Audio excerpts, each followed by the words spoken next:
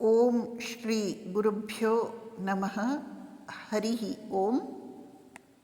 ಶ್ರೀಮಾತೆಯವರ ಬಳಿ ಒಬ್ಬ ಹರಿದಾಸ ಬೈರಾಗಿ ಎಂದು ಅವನ ಹೆಸರು ಬಂದಿರ್ತಾನೆ. ಅವನು ಮೊದಲ ಮಹಾಯುದ್ಧದ ವೇಳೆಯಾದ್ದರಿಂದ ತನ್ನ ಬಳಿ ಉಡಲಿಕ್ಕೆ ಬಟ್ಟೆಗಳೇ ಇಲ್ಲ, ಅತ್ಯಂತ ಕಠಿಣವಾಗಿ ಬಿಟ್ಟಿದೆ ಎಂದು ಮಾತಿನ ನಡುವೆ ವ್ಯಥೆಯನ್ನು ವ್ಯಕ್ತಪಡಿಸಿದ.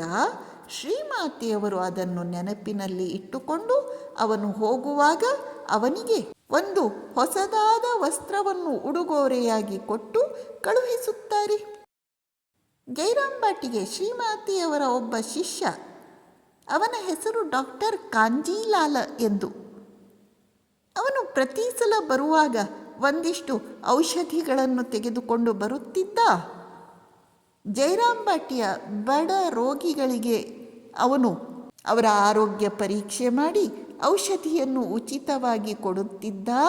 ಅವನು ಮಾಡುವ ಸೇವೆಯನ್ನು ಕಂಡು ಶ್ರೀಮಾತೆಯವರು ಸಂಪ್ರೀತರಾಗಿ, ನನ್ನ ವರಪುತ್ರ ಬಂದಿದ್ದಾನೆ, ಜನ ಸೇರದೆ ಇನ್ನೇನು ಎಂದು ಹೇಳಬೇಕಾದರೆ, ಅವನನ್ನು ತಮ್ಮ ವರಪುತ್ರ ಎಂದು ಕರೆಯಬೇಕಾದರೆ ಶ್ರೀಮಾತೆಯವರಿಗೆ ಲೋಕಹಿತದ ಕಡೆಗೆ ಅದೆಷ್ಟು ಗಮನವಿದ್ದಿತು ಎಂಬುದನ್ನು ನಾವು ಭಾವಿಸಬಹುದು.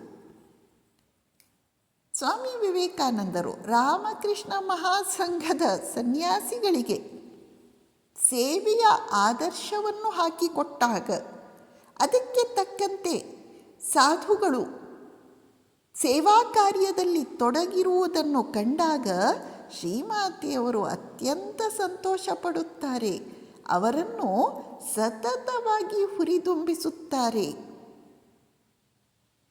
ಸ್ವಯಂ ಶ್ರೀಮಾತೆಯವರು ಕಾಯ ವಾಚ ಮನಸ ಅದೆಷ್ಟು ಸೇವೆ ಮಾಡಿದ್ರು.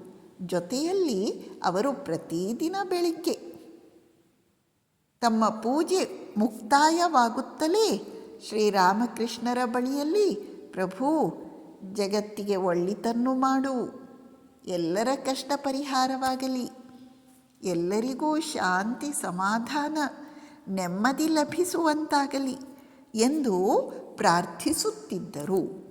ಹೀಗೆ ಶ್ರೀಮಾತೆಯವರ ಇಡೀ ಜೀವನ ವಸಂತ ಋತುವಿನಂತೆ ಲೋಕಹಿತಕ್ಕಾಗಿಯೇ ಮೀಸಲಾಗಿದ್ದಿತು.